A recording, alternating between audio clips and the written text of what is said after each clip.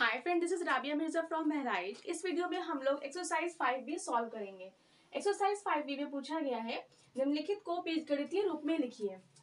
गणित की वह शाखा जिसमें अक्षर, संख्या या बीजों की सहायता से समस्याएं हल की जाती हैं, उन्हें बीजगणित कहते हैं। तो इस क्वेश्चन में पूछा गया है, निम्नलिखित को बीजगणितीय रूप में लिखिए, यानी अक्षर, संख्या या बीज की सहायता से हम इन सवालों को हल करेंगे। फर्स्ट पार्ट में पूछा गया है 6 और x का योगफल। योगफल मतलब जोड़ यानी ऐड करना है। जिस तरह से हम लोग दो संख्याओं को ऐड करते हैं, उसी तरह से हम लोग इसको और इसको ऐड करेंगे। 6 और x का योगफल होगा 6 + x। ये हमारा आंसर है। सेकंड क्वेश्चन है, x में से 7 घटाने पर, जैसे हम लोग संख्याओं को घटाते हैं उसी तरह से हम x में से 7 घटाएंगे, तो इसका आंसर होगा x - 7।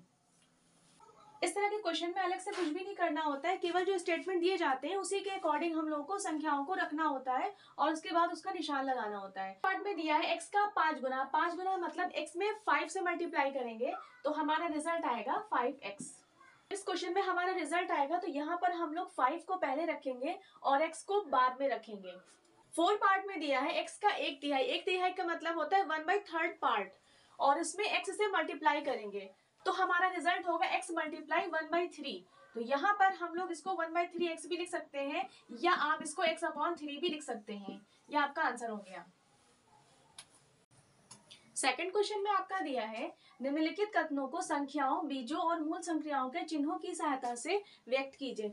यहाँ पर कुछ स्टेटमेंट दिए हैं, इन्हें अक्षर संख्याओं की सहायता से शो कराना है। फर्स्ट में आपका दिया है, वृत्त का व्यास उसकी त्रिज्या का दूना होता है। ये आपको सर्किल दिया है, ये आपका रेडियस है यानी त्रिज्या है, और जब यहाँ से यहाँ तक मिला देंगे यानी ये जो कंप्लीट है, यहाँ से यहाँ तक ये आपका कंप्लीट है, ये जो है ये आपका त्रिज्या है यानी रेडियस, और जब ये इसको यहां तक मिला देंगे तो ये आपका हो जाएगा व्यास।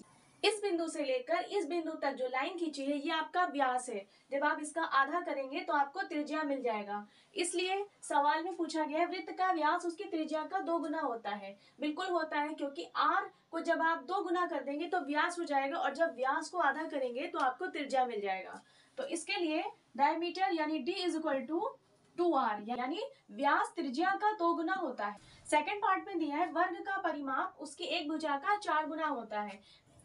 तो वर्ग उस आकृति को कहते हैं जिसकी चारों भुजाएं बराबर होती हैं। तो अगर हमें एक भुजा पता है तो हम उस भुजा में 4 से गुणा कर देंगे तो हमें वर्ग का परिमाप पता चल जाएगा।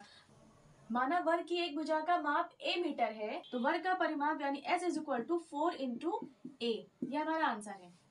थर्ड क्वेश्चन में है, आयत का क्षेत्रफल उसकी लंबाई और चौड़ाई का गुणनफल होता है। तो आयत उस आकृति को कहते हैं जिसकी आमने सामने की भुजाएं बराबर होती हैं। जैसे ये और ये सामने लंबाई बराबर होगा और ये भुजा यानी चौड़ाई बराबर होगा। तो आयत का क्षेत्रफल यानी एरिया निकालने के लिए माना इसकी लंबाई x है और ये चौड़ाई y है, तो a यानी एरिया निकालने के लिए x × y, x और y का मल्टीप्लाई कर देंगे। और पार्ट में दिया है, लाभ विक्रय मूल्य तथा क्रय मूल्य के अंतर के बराबर होता है जब विक्रय मूल्य क्रय मूल्य से अधिक हो। तो प्रॉफिट हमें कब होता है? जब हम कोई चीज खरीदते हैं और उसको उससे ज्यादा के दाम पर बेचते हैं, तब हमको प्रॉफिट होता है। इसलिए यहाँ पर कंडीशन दी गई है, जब विक्रय मूल्य यानी जो बेचा जा रहा है, क्रय मूल्य यानी जो खरीदा गया है उससे ज्यादा होगा, तभी हमें लाभ होगा। तो लाभ यानी प्रॉफिट निकालने के लिए विक्रय मूल्य यानी सेलिंग प्राइस में क्रय मूल्य यानी कॉस्ट प्राइस से जब माइनस करेंगे तो हमें प्रॉफिट पता चल जाएगा कि कितना हमारा प्रॉफिट आया। क्वेश्चन नंबर 3 के ए में पूछा गया है, एक टोकरी में 50 आम तथा एक दूसरी टोकरी में x आम हैं। पहली टोकरी में दूसरी टोकरी से कितने आम अधिक हैं? इस क्वेश्चन में पहले ही दे दिया गया है कि पहली टोकरी में आम अधिक हैं, क्योंकि सवाल में लास्ट में पूछा गया है पहली टोकरी में दूसरी टोकरी से कितने आम अधिक हैं। यहाँ पर ये पहली टोकरी है जिसमें 50 आम है और ये दूसरी टोकरी जिसमें x आम है। इस क्वेश्चन को सॉल्व करने के लिए हम लोग लिखेंगे, पहली वाली टोकरी में आम है 50 और दूसरे वाली टोकरी में आम है x। ये पता लगाने के लिए कि पहली टोकरी में कितने ज़्यादा आम हैं, पहले वाली टोकरी में से दूसरी टोकरी के आम घटा देंगे तो पता चल जाएगा कितने आम ज़्यादा हैं। तो यहाँ पर सेंटेंस बनाएंगे, तो पहले वाली टोकरी में आम अधिक होंगे 50 - x, यानी 50 में से जब x माइनस करेंगे तो पता चल जाएगा कि पहले वाली टोकरी में कितने आम अधिक हैं। तो स्टेटमेंट के अकॉर्डिंग हमारा आंसर होगा 50 - x आम। क्वेश्चन नंबर 3 के बी पार्ट में पूछा गया है, एक विद्यालय में कुल 100 छात्र हैं जिनमें से x छात्र प्रदूषित जल पीने से बीमार हो गए, तो स्वस्थ छात्रों की संख्या बताइए। क्वेश्चन के अकॉर्डिंग अगर देखा जाए तो विद्यालय में टोटल छात्र हैं 100, तो यहाँ पर लिखेंगे कुल छात्र 100 और जिनमें से x छात्र प्रदूषित जल पीने से बीमार हो गए हैं। क्वेश्चन में आगे पूछा गया है स्वस्थ छात्रों की संख्या बताइए। जब इस कुल छात्र में से x छात्र जो बीमार हैं उनको घटा देंगे तो पता चल जाएगा टोटल कितने स्वस्थ बच्चे हैं। तो यहाँ पर कुल छात्र हो गए 100 और बीमार छात्र हैं यहाँ पर x। तो स्वस्थ छात्र की संख्या देखने के लिए कुल छात्र में से बीमार छात्र को घटा देंगे तो पता चल जाएगा कितने स्वस्थ छात्र हैं। तो यहाँ पर स्वस्थ छात्रों की संख्या है 100 माइनस x, यही हमारा आंसर है। क्वेश्चन नंबर 4 में पूछा गया है संलग्न चित्र में आयत की आसन भुजाएं, यानी ये और ये भुजा x मीटर और y मीटर है। ये भुजा लंबाई x मीटर है और चौड़ाई y मीटर है। आयत का परिमाप लिखिए। आयत का परिमाप होता है 2 गुणे लंबाई प्लस चौड़ाई। तो यहाँ पर लंबाई में x है और चौड़ाई में y है। यहाँ ब्रैकेट के अंदर है x प्लस वाई और ब्रैकेट के बाहर है 2। जब इस 2 से ब्रैकेट के अंदर के x प्लस वाई को गुणा करेंगे, 2 से x को मल्टीप्लाई करेंगे 2x, प्लस का निशान लगाएंगे, 2 से y को मल्टीप्लाई करेंगे 2y, तो हमारा आंसर हो जाएगा 2x plus 2y metre. Question number 5 में दिया है एक गुब्बारे का मूल्य x पैसे है, ऐसे 12 गुब्बारों का मूल्य कितना होगा। स्टार्टिंग के क्वेश्चन में हमने आपको बताया था अगर एक का दाम दिया है और ज़्यादा का पूछ रहा है तो यहाँ पर मल्टीप्लाई होगा। तो यहाँ पर एक गुब्बारे का मूल्य है x पैसे, 12 गुब्बारे का मूल्य होगा 12 गुणे x, 12x पैसे। यह आंसर हो गया। क्वेश्चन नंबर 6 में दिया है कक्षा में x विद्यार्थी हैं जिनमें से 1/4 बालिकाएं हैं। तो कक्षा में कितनी बालिकाएं हैं। कुल विद्यार्थी हैं x जिनमें से 1/4 बालिकाएं हैं।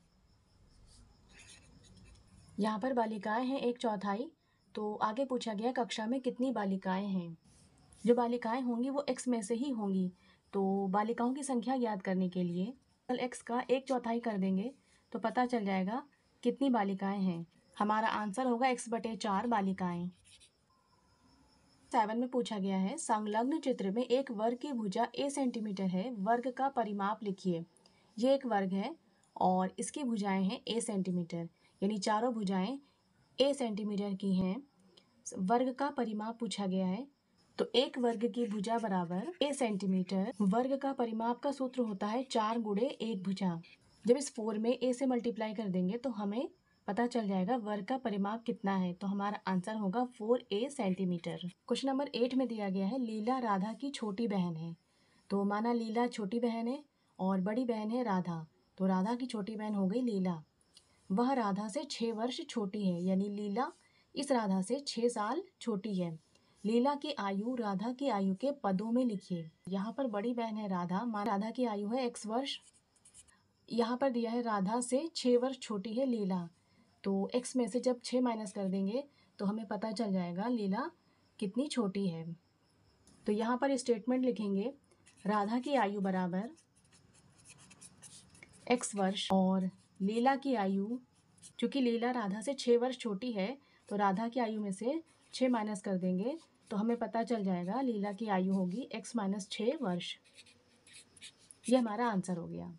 क्वेश्चन नंबर 9 में दिया है माँ ने घर में लड्डू बनाए, उन्होंने कुछ लड्डू मेहमानों को और परिवार के सदस्यों को दिए, फिर भी 5 लड्डू शेष रह गए। बताइए माँ ने कितने लड्डू बनाए थे।